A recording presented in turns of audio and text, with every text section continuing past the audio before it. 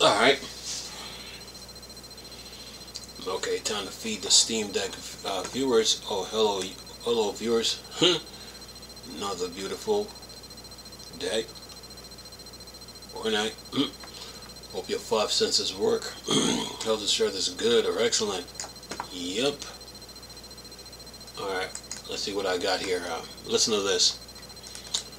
Asus explain why the Xbox ROG Ally doesn't have an OLED screen.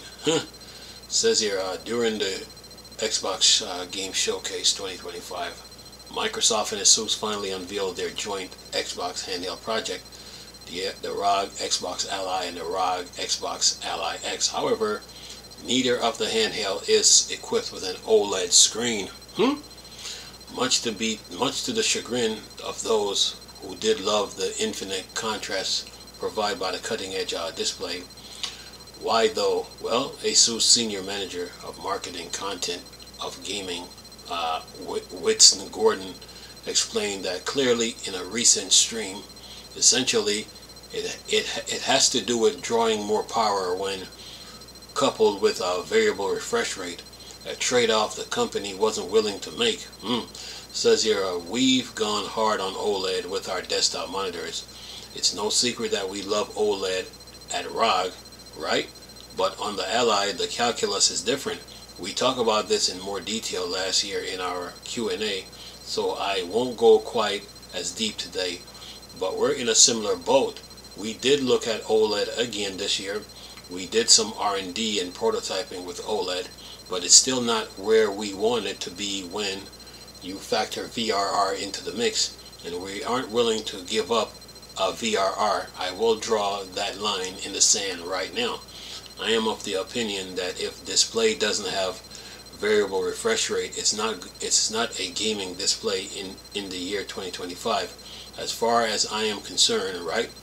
That's a must-have feature in OLED with VRR. Right now, draw significantly more power than the LCD than we are currently using on the Ally, and it costs more. It says when we look at what people are buying in the handheld market right now, both in terms of sales of our device and what we see from competitors, it's pretty clear price bands people are willing to buy a device like this because remember, it's a secondary device for a lot of people. It's not the primary device. I see a lot of people in the feedback saying that they want this exact thing. They say, I don't want to pay an arm and a leg for this. Well, yeah, we don't want that either. That's why we're trying to avoid having cost an arm and a leg by not putting things in that vast majority of users don't need. He says we're trying to hit a reasonable price point on these, and then he said that's all I will say about price. You have to align your expectation with the market and what we're doing here. Adding 32 gig OLED, a Z2 Extreme, and all of those extra bells and whistles would cost a lot more than the price of our bracket you guys buy, bracket you guys are used to on the Ally, and the vast majority of users are not willing to pay that kind of price. And it says when it comes to specification, the display is identical between a ROG Xbox Ally and the ROG Xbox Ally X, a 7-inch full HD IPS screen with 120Hz refresh rate and FreeSync Premium. However, the ROG Xbox Ally has more storage, 1TB versus 512 gigs, more RAM, 24 versus 16, a more powerful processor, Ryzen Z2 Extreme versus Ryzen Z2, and the impulse trigger for controls. The pricing of each model hasn't been revealed yet, but we do know that Asus is planning to launch both handheld this holiday. More details are forthcoming. Well, let's see here. That's the end of the article. Let's go back up here. He says, what did he say here? What he says? He says, we'll go back here. He says when we look at what people are buying in handheld market right now, both in terms of sales of our device and what we see from competitors, it's pretty clear that what price bands people are willing to buy like this. And because remember, it's a secondary device for a lot of people, it's not their primary device. I see a lot of people in the feedback saying that they want this exact thing. They say, I don't want to pay in an arm and leg for this. Well, yeah, we don't want that either. That's why we're trying to avoid having it cost an arm and a leg by not putting things in that vast majority of users don't need. We're trying to hit a reasonable price point. Well, that sounds like an excuse to me, because if you look at the Steam Deck OLED, Valve, how Valve was able to pull that off was impressive with the Steam Deck OLED. And not only that, they made a 512 gig model OLED Steam Deck, and they made a 1 terabyte model Steam Deck. So for the developer of Asus is saying this, and not only that, the Asus has VRR refresh rate. I still think people wanted an OLED. You know, they were like, okay, if we're paying this much for it, well, we might as well get the OLED altogether. You know, we want the OLED model altogether. But now to come out with no OLED, and then you're saying you're willing to draw a line in the sand.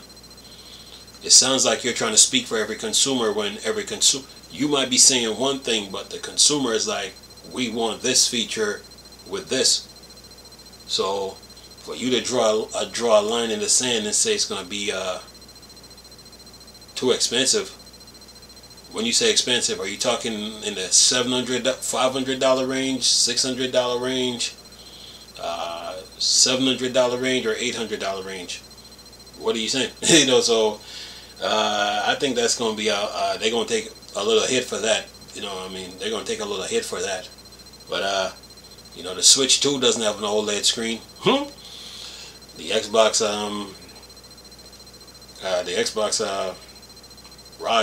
Xbox Ally and the Xbox ROG Ally X, they don't have it. So you're looking at how Valve pulled that off with the Steam Deck OLED is still an impressive feat for a handheld.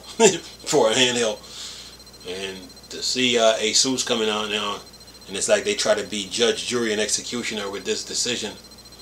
They might take a little hit for it. They might, you know, but we'll see what the Xbox user base have to say. You know, they want an OLED. I remember when I think when the Switch came out with an OLED, I remember people were saying they try to get on the Steam Deck, but while they were saying all that, you know, Valve was in the back in the kitchen working on the Steam Deck OLED, and then all of a sudden they dropped it, and all the chat and everything went silent after that. So yeah, I think Asus should have at least added an OLED version. You know, I mean, if they're talking cost, then they have to look at what the low income users, the middle income users, and the high income users. So if you're making the Xbox Ally, then you got to look at, okay, what can low income people afford? What can the low income people afford? You have to think of it that way. But still, I still say they should have a OLED version in it.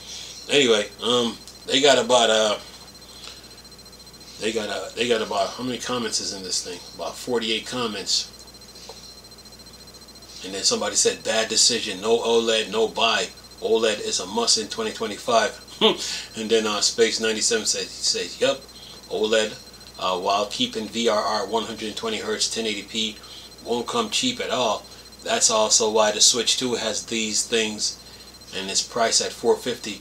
And the Steam Deck has a 90 Hz, no VRR, no 1080p screen, and still have 500 and above dispute value subsidizing. And then someone says subsets cost margins. There I explain it in 2 words. And then so someone says Of course, it comes down to price. We have poors here searching about 450 switch tool being expensive. These turds are starting at 800 to 1,000. Even Steam Deck OLED version was only 550 or so. Adding OLED would be like committing price what's that, seppuku when target audience is stay-at-home son / poors. And then someone said agreed. And then Eyeball said this: they know a high majority of casual gamers won't buy it because the device with the current specification is priced at 800 to 600 beam. So imagine one with OLED. You could possibly get a console and a cheap 4K TV for that, but each their own. And then someone else here said, what? Using an OLED here wouldn't have add more than about $10 to the BOM. Remember, this is a relatively low DP screen compared to a phone screen, for example. And then someone says OLED is disposable tech. And then someone got that little smiley face here. They jumping around. And then CRB said this: I understand why people think this was done just to set up a future model that looks better. That makes sense, especially since APU haven't really improved performance much, even compared to the Steam Deck weak APU. If there's no significant performance gain to offer, the next best thing is to sell people on a nicer OLED screen. I also don't agree with that VRR is some kind of must-have for handhelds. That's anyway. He said BS. He says V-Sync works fine, and most handheld games aren't running at high frames rate anyway. Even the HX370 GPU is about the same as a laptop 1650 Ti, so it's not exactly pushing high rate gameplay. Any choppy gameplay below 60 FPS can clean up with V-Sync. And the idea that you gain too much latency is nonsense. You're not seriously completely gaming on a handheld. And then someone says here, no one uses V-Sync nowadays, LOL. And then someone said here, most handheld games aren't running on high frames anyway. It is for the reason that VRR is even better on a handheld. There is where VRR share most. You'll often be playing games where you are getting an usable 25 to 35 FPS. VRR is the difference between great and poor experience. I'm gonna read one more here. And then someone else here says, CRB said this: the Ally and pretty much all AMD FreeSync VRR display works from 48 to 120 Hz. LFC allow VRR to remain active below 48 FPS, but practical lower limits were hit. Actually help maintain smoothness as typical. Above 30 FPS claim that VRR is meaningful. Effective below 25 to 30 FPS are misleading. And one more comment. And then someone says here, as a technical type guy, I can see 100% Asus reasoning here. And OLED as the best black and usual high brightness curve depending on the screen, but also in certain circumstances as a higher lower power curve. Also V-Sync and VRR. Oh, this is Maverick, by the way. He says also V-Sync and VRR are two different experiences, but also work in tandem. But agreed, when gamers look at a feature today, VRR is now part of that experience, as all consoles have it. If it helps, it helps with some of the fastest and slower paced scenes in games, not to mention help extend battery life on a mobile device. Then it says, as the screen can switch down to 60 Hz or lower for say text reading, and maybe some very light games with very little down to 60 Hz or lower for say text reading, and maybe some very light games with very little movement, while switching up on the fly for action, FPS, etc. games that requires a screen and GPU that keeps up with pace of the scenes and shift back down to as needed. I can also see maybe later an OLED model, but possible a larger capacity battery. The Z2 AI Extreme chip as I believe the Ally X is using a non-AI version, I'm very interested to see where the price falls. This is a possibility that Microsoft may help a little cost in bringing these devices in a more sweet spot, low price. The higher the escalation, time will tell. Well, this is where Valve need to come in and capitalize with the Steam Deck 2 out the gate. They need to just bring out an OLED screen from the jump. They already put it in the Steam Deck OLED already, but on a Steam Deck 2, Valve need to come out with an OLED right out the gate. No looking back. You know what I'm saying? So yeah, but an OLED screen is nice though, that's for sure. But I guess what Asus here is talking about price and stuff like that. But some people care about price and some people don't care. They just want the product with a specific feature, so they have to keep that in mind. Anyway, so yeah, Steam Deck still the champ. Anyway, Switch 2 don't have OLED.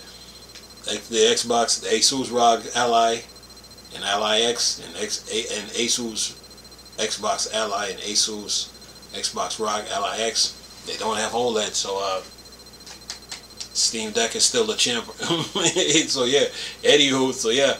But other than that, man, yeah, if Valve comes out with a Steam Deck 2, they need to have an OLED screen right out the gate. Just saying. So yeah, and Valve need to look at it like, oh really, you guys didn't come out with an OLED? Okay, we're gonna capitalize off this and just come out with an OLED right on the first release, man. No looking back. But anyway, well, we'll see what this Xbox handheld can do when it gets released. Okay, so but those commenters in the comment section, man, they know their stuff, man. So yeah, good kudos to them too. Anyway, hope you guys enjoyed the video. Nice talking to you people again. Chris doing Star Wars, start your thing. Over Coxside. Gone. Peace. Oh.